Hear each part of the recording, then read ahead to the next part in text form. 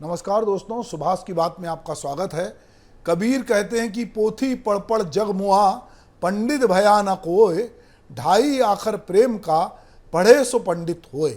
अब यहाँ हम पंडित की बात नहीं कर रहे हैं, हम कुछ इस तरह के शब्द या इस तरह के वाक्य जिनके जो या तो चलन से बाहर हो गए हैं या उनके अर्थ बदल गए हैं या उनको प्रतिबंधित कर दिया गया है।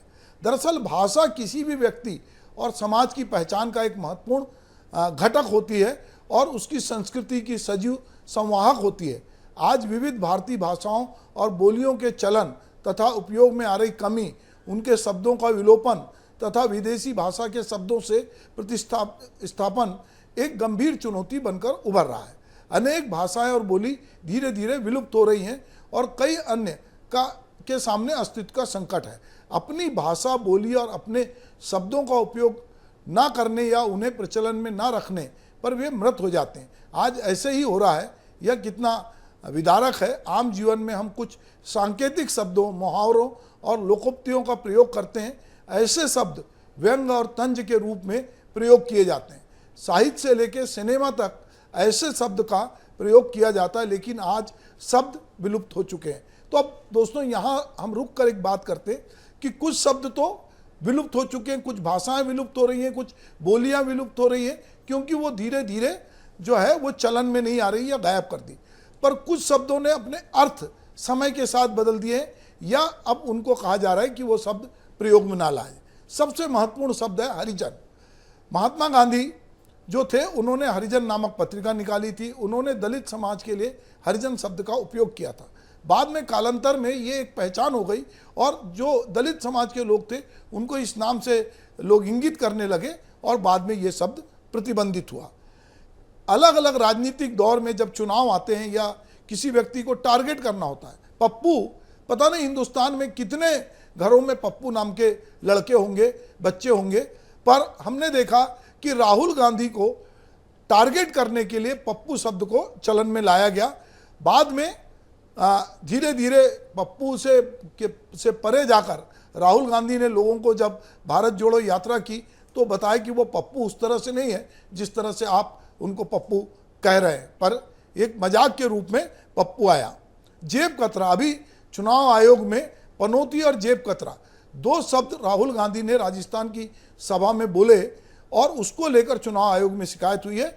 अब चुनाव आयोग ने राहुल गांधी को एक नोटिस दिया है। इसके अलावा चौकीदार चोर है, इस पर भी काफ़ी राजनीति हुई।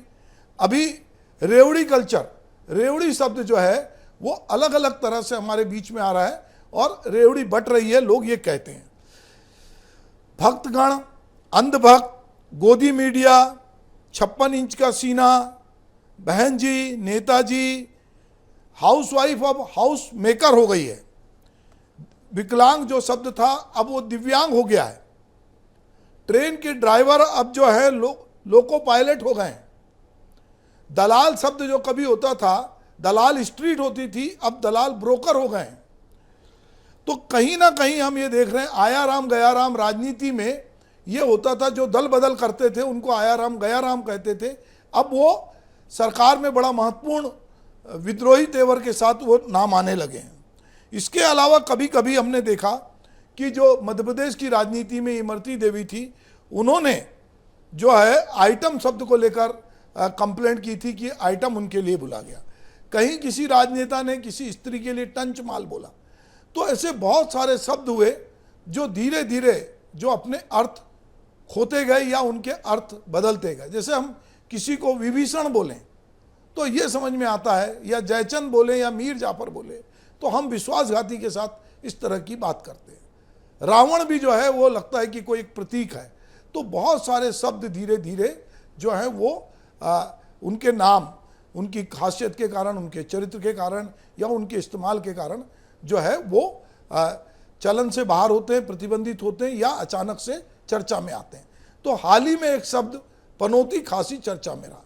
पनौती चाहे बाढ़ की हो चाहे शनि ग्रह की, दोनों ही स्थिति में डरावनी और विनाश सूचक है। इसलिए पनौती आना एक आम मुहावरा बन गया। इसका मतलब है मुसीबत के रूप में इस्तेमाल किया जाने लगा। पनौती हमेशा निराशाजनक और बुरे वक्त के लिए उपयोग किया जाता है। यह शब्द एक प्रतीक के रूप में उपयोग किया गया और काफ़ी दिनों बाद सुनने को मिला। इसके चटकारे लेकर प्रतिक्रिया देने वालों को भी इसका अर्थ नहीं पता था। इस तरह पिछले दिनों जो ये शब्द चलन में आया तो बहुत सारे लोग सोचने लगे, पर सवाल यह है कि क्या कोई व्यक्ति पनौती होता है? ये एक तरह का अंधविश्वास है कि किसी व्यक्ति को, जो नेहरू की विरासत से जो लोग आते हैं, अगर वो पनौती शब्द का इस्तेमाल करते हैं। ठीक है कि प्रधानमंत्री नरेंद्र मोदी मैच देखने गए, फाइनल मैच, और वो मैच में इंडिया हार गई। वैसे भी हारना था ऑस्ट्रेलिया के सामने, हाइप बहुत मीडिया ने भी खड़ी की थी, बहुतों ने किया था, पर लोगों ने कभी अमिताभ बच्चन से, कभी उसको नरेंद्र मोदी जी से जोड़ा।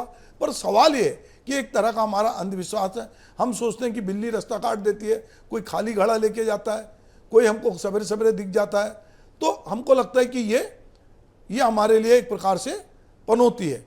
तो राजनीति में एक और शब्द है रेवड़ी। रेवड़ी कल्चर की बहुत बात हो रही है। रेवड़ी का मतलब प्रलोभन या लालच देने से। सामाजिक जीवन में कई ऐसे सांकेतिक शब्द का प्रयोग करते हैं, मगर दुर्भाग्य से आज की पीढ़ी उससे अनभिज्ञ है। हम धोखा देने वाले को विभीषण या जयचंद की संज्ञा देते हैं। हर बात में बीच में बोलने वाले को लघु झन्ना कहा जाता है। जो ज़्यादा मीठा मीठा बोलता है उसको छत्तीसगढ़ी में मिठ लबरा भी बोलते हैं। इसी तरह चुगली कर झगड़ा करवा देने के लिए लंका लगाना, गदागद देने का प्रयोग, खूब पिटाई करने वाले, सफलतापूर्वक कार्य करने के लिए भागीरथ प्रयास, हर तरफ से विवश कर देने के लिए किलेबंदी, असुरक्षित अनुभव करने वाले के लिए इंद्र का सिंहासन, न्याय के लिए विक्रमादित्य का सिंहासन, ईमानदार और सत्यवादी के जगह हरिश्चंद्र, प्रचलित व्यक्तियों के लिए विख्यात या ख्यात, निंदित और बदनाम के लिए कुख्यात, धूर्त और पकड़ से दूर के लिए दुर्दांत। ऐसे शब्दों का प्रयोग अब देखने को नहीं मिलता। एक और शब्द पिछले दिनों चर्चा में आया था, कपड़े फाड़ना। अगर जो लोग मालवा में रहे हैं, जैसे मुझे रहने का अवसर मिला, मैं इंदौर में था, तो वहाँ बातचीत में लोग कहते हैं कि आज उसने उसके कपड़े फाड़ दिया, उसने आज बहुत कपड़े फाड़े, वो बहुत कपड़े फाड़ रहा था। तो शुरू में मुझे लगा कि पता नहीं ये क्या बोल रहे हैं, पर धीरे धीरे समझ में आया कि कोई किसी पे गुस्सा हो रहा था, नाराज हो रहा था, या आपने उस पर, तो कपड़े फाड़ना एक सहज बात है। पर जब दिग्विजय सिंह और कमलनाथ के बीच ये बातचीत हो रही थी तो फिर इसके भी बहुत सारे अर्थ लिए गए और बहुत दिनों तक वो चर्चा में रहा। सिनेमा जगत में भी कुछ शब्द अब ना तो संवाद में और ना ही गानों में सुनने को मिलते हैं। प्रेम शब्द की जगह प्यार और लव ने ले ली है, तो स्नेह और प्रीत शब्द अब विलुप्त हो गए हैं। हृदय अब दिल या हार्ट बन गया है। गगन और अंबर की जगह अब जमीन और आसमान ने ले लिया है। ऋतु मौसम बन गया है, तो सुख ने मस्ती, मौज और खुशी का चोला ओढ़ लिया है। जीवन कब जिंदगी क्या बन गई पता ही नहीं चला।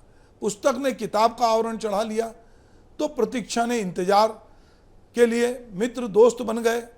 अब तो फेसबुक फ्रेंड भी हैं, और उत्तर की जगह अब जवाब आने लगा।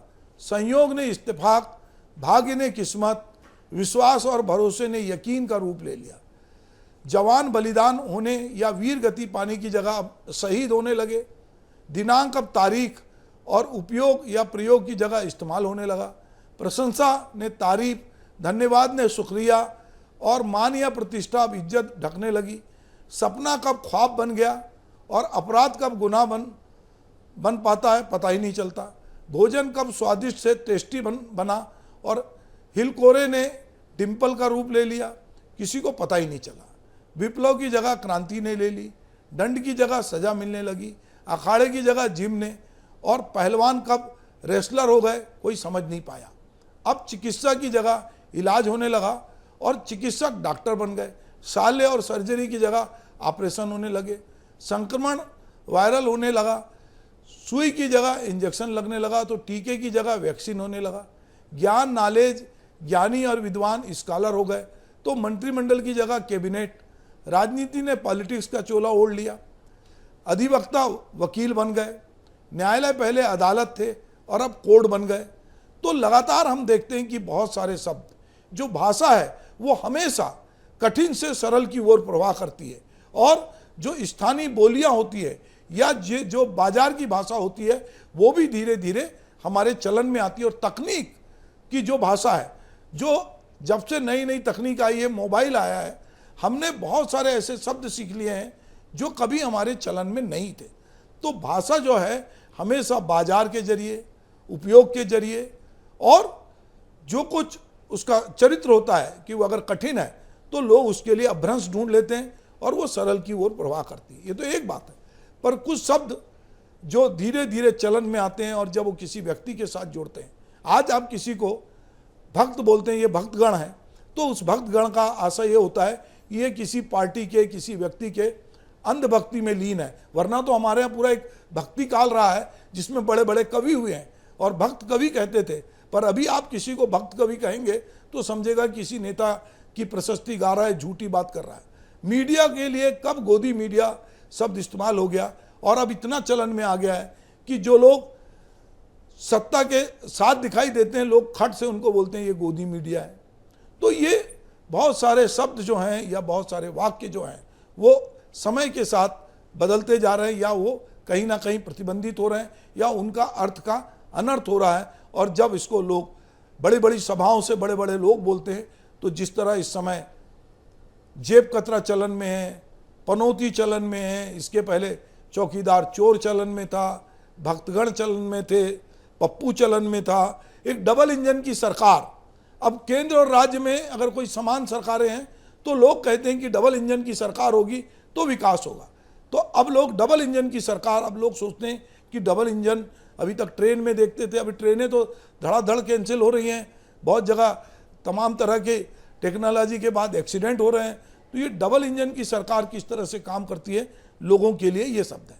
जब मायावती, अब कोई मायावती ना बोल के बीएसपी से जुड़े लोग बहन जी बोलते हैं, मुलायम सिंह को लोग नेताजी बोलते थे।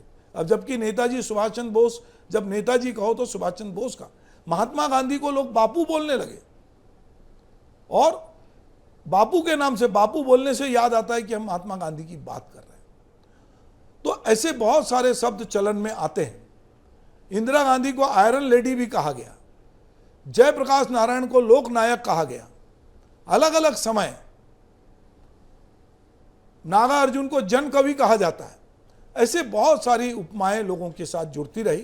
पर अब मैं जो बात आपसे कर रहा था वो बात था कि शब्द जो हमारी विरासत है, जो हमारे पुरखों ने जो शब्द की सामर्थ्य पैदा की थी, शब्द के प्रति विश्वास अर्जित किया था। कहा जाता था कि 100 बका 1 लिखा, तो लिखे को लोग सच मानते थे।